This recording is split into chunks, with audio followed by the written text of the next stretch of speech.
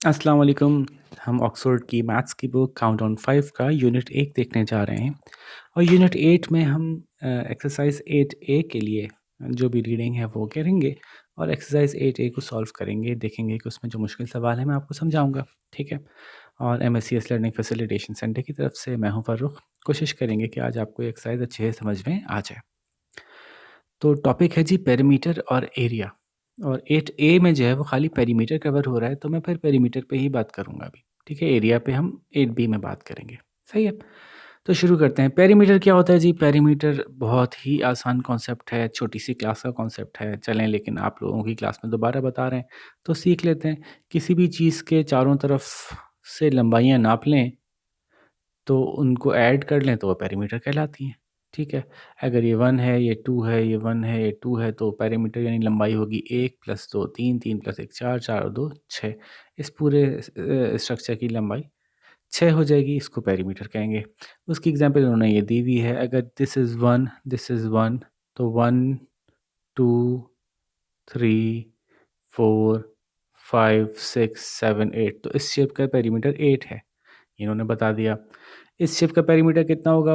1, 2, 3, 4, 5, 6, 7, 8, 9, 10, 11, 12, 13, 14, 14 centimetres का perimeter हो गया। अगर एक डब्बा 1 सेंटीमीटर बाय 1 सेंटीमीटर का है तो इसका पेरीमीटर यानी इसकी चारों तरफ की लंबाई 14 हो जाएगी, ठीक है। कोई मुश्किल बात तो नहीं है, ये तो छोटी क्लासेस से देखते हुए आ रहे हैं। और ये बात आपको बस पता होनी चाहिए इसमें कि जो स्क्वायर होता है उसकी सारी साइड्स बराबर होती हैं। तो अगर उसकी एक साइड बता दी कि 1 सेंटीमीटर है, तो आप बता सकते हैं ना कि इसका पेरीमीटर कितना होगा, क्योंकि ये भी 1 होगी, ये भी 1 होगी, ये भी 1 होगी, तो पता चल गया 4 सेंटीमीटर होगा। तो स्क्वायर का पेरीमीटर कैसे निकालते हैं कि उसकी जो भी साइड दी हुई है उसको 4 टाइम्स मल्टीप्लाई कर लें, पेरीमीटर आ जाता है, ठीक है जी। तो ये तो हो गया स्क्वायर का पेरीमीटर। और रेक्टेंगल का पेरीमीटर कैसे आता है? रेक्टेंगल की भी 4 साइड्स होती हैं, लेकिन उसकी 2 अपोजिट साइड्स इक्वल होती हैं, ठीक है। ये दोनों इक्वल होंगी और ये दोनों इक्वल होंगी। तो अगर मैं कहूँ कि ये 2 है, ये 1 है, ये 2 है और ये 1 है, तो पेरीमीटर आप निकालेंगे 2 + 1 3, 3 + 2 5, 5 + 1 6। इसको निकालने का एक तरीका ये भी हो सकता है कि अगर मुझे एक दफ़ा उन्होंने लंबाई बता दी कि लंबाई 2 थी और एक दफ़ा मुझे चौड़ाई बता दी, ब्रेड्थ 1 थी, तो मुझे पता है कि 2 दफ़ा लंबाई है, तो 2 दफ़ा लंबाई कर दी। अब मुझे पता है कि 2 दफ़ा चौड़ाई है, तो 2 दफ़ा चौड़ाई कर दी। तो इन दोनों को आपस में ऐड कर लिया। 2 दफ़ा लंबाई 2 × 2 4 आया, 2 दफ़ा चौड़ाई 2 × 1 2 आया। इन दोनों को ऐड किया तो आंसर आ गया 6, ठीक है। तो अगर आप ये देखिए कि 2 + 1 3, 3 + 2 5, 5 + 1 6, 6 ही आ रहा था, ठीक है। तो रेक्टेंगल की लंबाई रेक्टेंगल का पेरीमीटर मालूम करने के लिए क्या करते हैं कि उसकी लंबाई और उसकी चौड़ाई को आपस में जमा करें और उसको 2 से मल्टीप्लाई कर दें, जैसे हमने यहाँ पे किया, ठीक है। कि लंबाई को 2 से मल्टीप्लाई किया, चौड़ाई को 2 से मल्टीप्लाई किया और जो भी आंसर है उसको ऐड कर दिया। तो उसको करने का एक तरीका ये भी था, जैसे उन्होंने कहा लंबाई को 2 से मल्टीप्लाई किया, चौड़ाई को 2 से मल्टीप्लाई किया, जो भी आंसर है उसको ऐड कर दिया। या फिर लंबाई चौड़ाई को आपस में ऐड किया, जो भी आंसर है उसको 2 से मल्टीप्लाई कर दिया, दोनों बातें सेम हैं। बस ये अगर आपको पता चल जाए तो बात ख़त्म हो जाएगी। ये सीखना पड़ेगा आपको बाद में जाके शायद बड़ी क्लास में कि कुछ ऐसे शेप्स होते हैं जिनको हम अपने हिसाब से उनका पेरीमीटर निकालने के लिए कुछ सेटिंग करते हैं। अच्छा, एरिया में इसकी ज़्यादा हेल्प पड़ेगी की ज़रूरत होगी, तो फ़िलहाल इसको इतना ही आसान रखा है जितना बस मैंने बता दिया। जब हम एरिया वाला टॉपिक करेंगे 8 बी, तो फिर वहाँ पे इसको मज़ीद डिस्कस कर लेंगे। तो बहुत आसान एक्सरसाइज़ है क्योंकि कुछ था ही नहीं इसमें बात करने के लिए, तो बस फटाफट भागते हैं। ये शायद मैथ्स की उन वीडियोज़ में से एक हो जो कि छोटी होंगी वरना कोई भी वीडियो आधे घंटे से कम की नहीं हो पा रही, क्योंकि एक्सरसाइज़ के एक-एक सवाल को सॉल्व करने में ज़्यादा टाइम लग रहा होता है। तो आई होप कि इसमें ज़्यादा सवाल मुझे सॉल्व नहीं करने पड़ेंगे। तो let's start the exercise 8 A. We can find parameter of any dash shape. लो भाई, कितना आसान सवाल दे दिया। ये देखें, बिल्कुल शुरू में इन्होंने बताया था कि पेरीमीटर जो है वो कोई भी ऐसा शेप होता है जो बंद हो, उसका मालूम किया जा सकता है। ज़ाहिर है खुले हुए शेप का पेरीमीटर मालूम नहीं होगा। चारों तरफ की लंबाइयाँ कितनी हैं मालूम करने के लिए कोई बंद शेप चाहिए। तो यहाँ पे जो टर्म यूज़ होगी वो क्लोज्ड यूज़ होगी, ठीक है। अच्छा जी, perimeter of a square with side L क्या होगा? ये बात भी बहुत आसान है, मैंने बताया तो था कि अगर स्क्वायर है उसकी साइड एल है तो उसका पेरीमीटर निकालने के लिए आपको उसको 4 से मल्टीप्लाई करना होगा, तो आंसर 4L आ जाएगा, ठीक है जी। अब आपसे पूछा जा रहा है perimeter of a rectangle with side L and B. ये आप खुद लिखिए, अभी मैंने बताया था, ऊपर दिया हुआ भी ये देखें, ये तो पूरा आंसर ऊपर दिया हुआ है। The perimeter of a square with 8 centimetre each. एक ऐसा स्क्वायर है जिसकी हर साइड 8 सेंटीमीटर की है, तो ये भी 8 है, ये भी 8 है, ये भी 8 है, ये भी 8 है। तो आप बताइए कि पेरीमीटर कितना होगा। मैंने बताया था कि जो भी लंबाई होगा उसको 4 से मल्टीप्लाई कर लेंगे तो स्क्वायर का पेरीमीटर आ जाएगा। करके निकाल लीजिए। If the sides of a rectangle are 2 centimetre and 5 centimetre and its perimeter will be. देखें, एक साइड 2 है, एक साइड 5 है, एक साइड 5 है, एक साइड 2 है। 2 है, 5 है, 5 है, 2 है। तो अब बताइए इसका पेरीमीटर क्या होगा।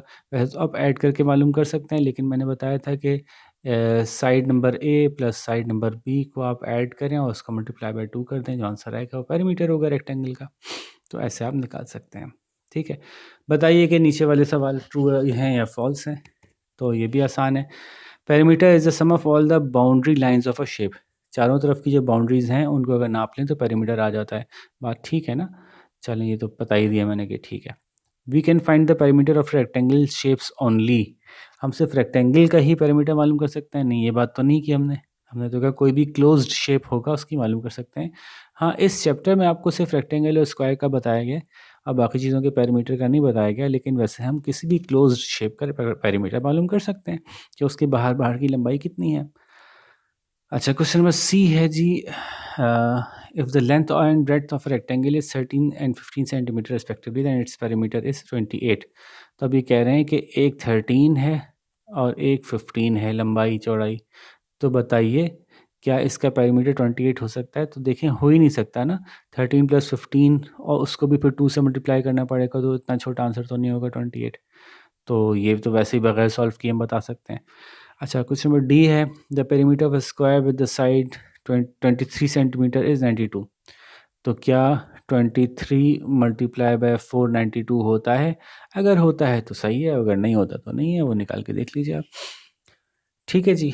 और लास्ट क्वेश्चन है, if the perimeter of a square is 28 centimetre then its each side is 7 centimetre.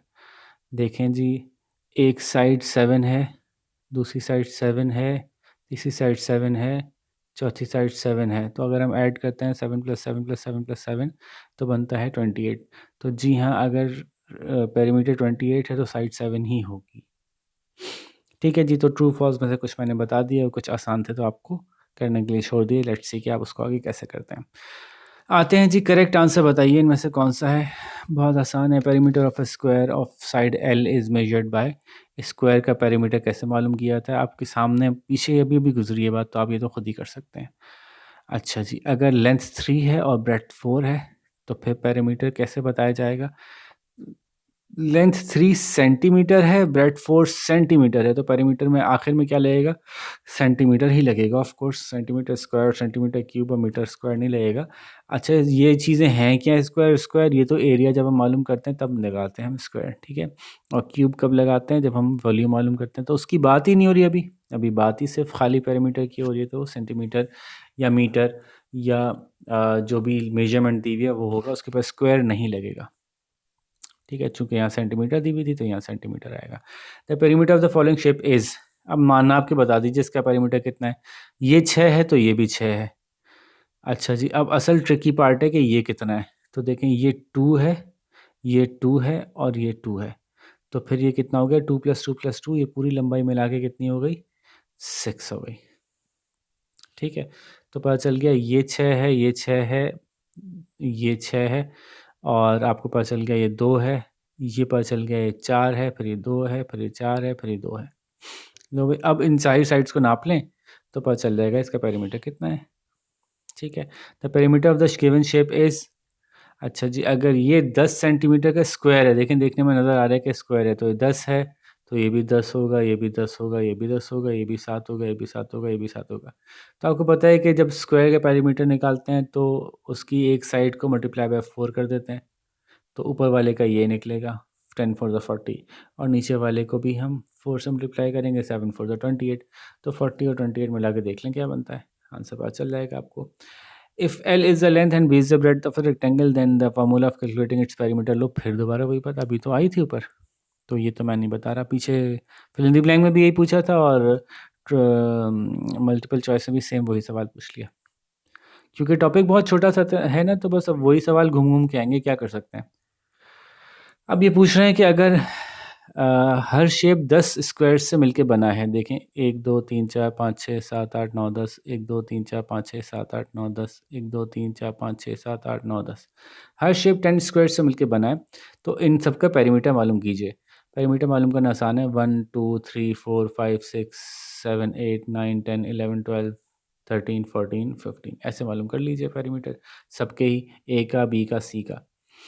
फिर which has the greatest and which has the smallest, नाप के बता दीजिए। जिसका आंसर बड़ा आएगा उसको कह दीजिए it has this is the greatest, और जिसका छोटा है उसको बता दीजिएगा दिस इज़ द शॉर्टेस्ट। ठीक है।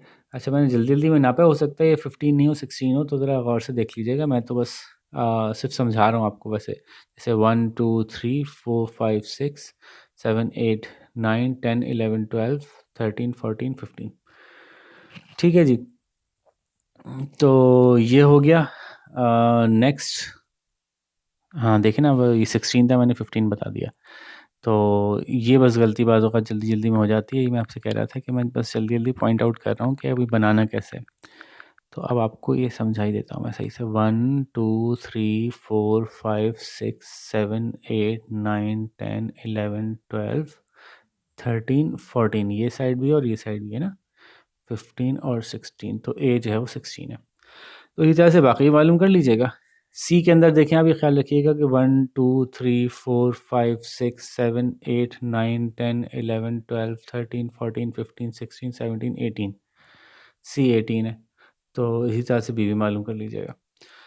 तो अब पूछ रहे हैं कौन सी साइड, कौन सा पेरीमीटर ज़्यादा बड़ा है, कौन सा छोटा है, ये बता दीजिएगा। This is greater and this is the greatest and this is the smallest. Question number 5 में पूछ रहे हैं find the perimeter of each rectangle. अब रेक्टेंगल का पेरीमीटर कैसे मालूम होता है? जैसे ये है तो 4 + 3 हमने किया, लेंथ प्लस ब्रेड्थ की 4 + 3 7 होता है, उसको मल्टीप्लाई बाय हमने 2 कर दिया, तो 7 2 ज़ा 14, इसका आंसर 14 हो गया। इसी तरह से बाकी सबका आंसर निकाल लें। लेंथ प्लस ब्रेड्थ कीजिए, मल्टीप्लाई बाय 2 कर दीजिए, आंसर आ जाएगा सारे। इन स्क्वायर्स का पेरीमीटर मालूम कीजिए। स्क्वायर का पेरीमीटर मालूम करने के लिए हम क्या करते हैं, उसकी एक साइड लेते हैं, उसको मल्टीप्लाई बाय 4 कर सकते हैं, तो इसका आंसर होगा 3 4 ज़ा 12, तो 120। ठीक है, सेंटीमीटर। इन सब के आगे यूनिट ज़रूर लगा दीजिएगा, सेंटीमीटर है तो सेंटीमीटर। तो इन सबको अगर 4 से मल्टीप्लाई कर देंगे, इनका पेरीमीटर आ जाएगा। बहुत आसान हो गई बात। अच्छा जी, नेक्स्ट है find the perimeter of the following shape. इसका पेरीमीटर मालूम कर दीजिए। ये 2 है, ये 9 है, ये 2 है, 2 है, ये 4 है, 4 है। तो जब ये 4 है तो फिर ये भी 4 होगा। ये 7 है, तो बस इन सबको आपस में ऐड कर लीजिए, पेरीमीटर आ जाएगा। वंस अगेन 2 है, ये 7 है, मालूम हो गया, ये 9 है, ये 5 है, ये 5 है। अब देखें कुछ साइड्स हमको नहीं मालूम, तो ज़रा उसको चेक चेक कर लेते हैं कि वो कितनी होंगी। देखिए इतनी तो 5 है ना, और ये जो है वो 7 है। तो अब बाकी जो रिमेनिंग साइड्स हमें नहीं मालूम वो कितनी होंगी, ये कैसे मालूम होगा? अब इसमें इन्होंने एक छोटी सी गलती कर दी है। डायग्राम बनाते हुए बाज़ औक़ात सवाल जब बना रहे होते हैं ना, तो जैसी डायग्राम बनाई होती है बुक में वैसी छप नहीं पाती। तो ये बाज़ औक़ात इसमें गलती रह जाती है। तो इसको आप माइंड ना करें, कोई बात नहीं। एक्चुअली ये डायग्राम ऐसे नहीं होनी थी, ये डायग्राम ऐसे होनी थी। या इसमें कुछ मिस्टेक ऐसी है कि ये 2 साइड्स, दोनों साइड्स अगर हमें नहीं बताएँगे ना, तो हमारे पास कोई और ऑप्शन है नहीं कि जिसके ज़रिए से हम ये जवाब मालूम कर सकें। ठीक है? हमें ये साइड तो पता चल गई, ये पता चल गई, ये कैसे मालूम होगी और ये कैसे मालूम होगी, इसका इन्होंने कोई ऑप्शन नहीं छोड़ा। तो इसको फिर आप यहाँ पे ऐसे ही छोड़ दें सवाल को। ठीक है? यानी इस सवाल में कोई भी और तरीके से बस तुक्का लगा के आंसर बताने का कोई फ़ायदा नहीं है। स्केल से मेजर करने की ज़रूरत नहीं है, क्योंकि ये स्केल से मेजर करने वाले सवाल नहीं थे। इसमें उन्होंने साइड्स गिवन दी थी। तो चूँकि इन्होंने कोई और इन्फॉर्मेशन आपको नहीं दी है, तो आप ये कैसे मालूम करेंगे, ये नहीं पता, ये नहीं बताया हुआ इन्होंने। ठीक है? तो आपके आपके लेवल पे आपके लिए पॉसिबल नहीं है कि आप इसको मालूम कर सकें। तो इसलिए आप इसको ऐसे ही छोड़ देंगे। ठीक है? ठीक है जी, तो आने वाले किसी नए एडिशन में जब किताब का दूसरा एडिशन आएगा तो उसमें ये गलती इनकी करेक्ट हो जाएगी। अच्छा जी, वर्ड प्रॉब्लम्स पे चलते हैं। यही बच्चों को ज़्यादा मुश्किल लगते हैं, तो इसको ज़रा हम देख लेते हैं कि कैसे एड्रेस होंगे। क्वेश्चन नंबर 1 है, a rectangular swimming pool is 18 metre long. Rectangular swimming pool, ठीक है? रेक्टेंगुलर स्विमिंग पूल यहाँ बना लेते हैं। A rectangular swimming pool is 18 metre long and 9 metre wide. ठीक है, 18 metre long and 9 metre wide. तो बताइए इसका पेरीमीटर कितना होगा? तो आसान है, इसकी एक साइड को उसकी दूसरी साइड से जमा कीजिए जो कि रेक्टेंगल है और आंसर को मल्टीप्लाई बाय 2 कर दीजिए, जवाब मिल जाएगा आपको। ठीक है जी, तो इसका जवाब हो गया। अगेन अगर आपको थोड़ा-सा जल्दी लगा कि मैंने जल्दी बता दिया तो आप वीडियो पॉज़ करके पीछे दोबारा देख लीजिए, इसमें तो कोई मसला नहीं है। ठीक है, क्वेश्चन नंबर 2 देखें, if the dimension of a box are 8 centimetre by 12 metre, what is its perimeter? यहाँ ट्रिकी है देखें, 1 सेंटीमीटर में दिया हुआ है, 1 मीटर में दिया हुआ है। इसको ज़रा ट्रिकीपन को इसके सही कर लेता हूँ पहले मैं आपको। एक का क्या बताया था? 12 मीटर और 8 सेंटीमीटर। 12 मीटर और 8 सेंटीमीटर। 12 मीटर और 8 सेंटीमीटर। ठीक है, तो अब ये देख लीजिए आप कि दोनों एक तरह के यूनिट नहीं है, पहले एक तरह के यूनिट बनाना पड़ेगा। तो 12 मीटर को सेंटीमीटर में कन्वर्ट करेंगे तो ये 120 सेंटीमीटर बनेंगे। ठीक है, तो अब आप देख लीजिए कि एक 120 है, एक 8 है। दोनों साइड्स को ऐड किया रेक्टेंगल की और जो भी आंसर आया उसको मल्टीप्लाई बाय 2 कर दिया, वो आपका सही आंसर होगा और पेरीमीटर निकलेगा सेंटीमीटर में। ठीक है, तो ये हो गया जवाब। नेक्स्ट क्वेश्चन है, find the perimeter of a squared ground with each side of 100 metre. अगर एक स्क्वायर है उसकी एक साइड 100 है तो सारी साइड ही 100 होंगी। तो अब 100 जो स्क्वायर होता है उसका पेरीमीटर हम कैसे मालूम करते हैं? उसको 4 से मल्टीप्लाई कर देते हैं। इसका आंसर भी बहुत आसान हो गया। लास्ट क्वेश्चन है, a farmer wants to put a fence around his field measuring 35 metre and 50 metre, how many metres of fence does he require? एक बाड़ लगानी है उसको अपने खेत के चारों तरफ, जिसकी एक तरफ 35 है और दूसरी साइड 50 है। तो टोटल बाड़ कितनी मीटर की ख़रीदनी पड़ेगी उसको? तो ये भी आसान है, 35 और 50 को आप ले लीजिए। समझ लीजिए कि एक रेक्टेंगल की 2 साइड्स हैं, उसकी जो फील्ड है वो ऐसी है, एक तरफ से 50 है, एक तरफ से 35 है। तो ये दोनों 30 तो दोनों 50 होंगी और ये दोनों 35 होंगी। दिस मीन्स कि एक रेक्टेंगल है। तो रेक्टेंगल में हम क्या करते हैं, एक साइड को दूसरी साइड में जमा करते हैं और उसको मल्टीप्लाई बाय 2 कर देते हैं, हमारा पेरीमीटर आ जाता है ना भाई? तो अगेन इसका आंसर भी आप खुद से आराम से ही निकाल सकते हैं। और ये जनाब कितनी जल्दी हमने पूरा यूनिट ख़त्म कर लिया, ये पूरी एक्सरसाइज ख़त्म कर ली। मे बी एक रिकॉर्ड है ये कि हमने इतनी जल्दी एक एक्सरसाइज कंप्लीट कर ली, चूँकि एक्सरसाइज थी छोटी इसलिए जल्दी से कवर हो गई। तो होपफुली समझ में आ गई होगी, पेरीमीटर में कुछ था ही नहीं ना। बुक 4 में ऑलरेडी इतना सारा समझ के आए थे, तो उसके अलावा कोई नई बात इसमें नहीं आई ना, बहुत आसान था ये। तो इसीलिए जल्दी ख़त्म भी हो गया, तो होपफुली समझ में भी आ गया होगा और आप जल्दी से इसको कंप्लीट भी कर लेंगे ताकि फिर हम नेक्स्ट एक्सरसाइज में जाएँ जो कि एरिया की है। तो आप जल्दी से कंप्लीट कीजिए जब तक मैं अगली वीडियो बनाता हूँ। फिर आपसे अगली वीडियो में मुलाकात होगी। अपना ख़्याल रखिएगा। अल्लाह हाफ़िज़।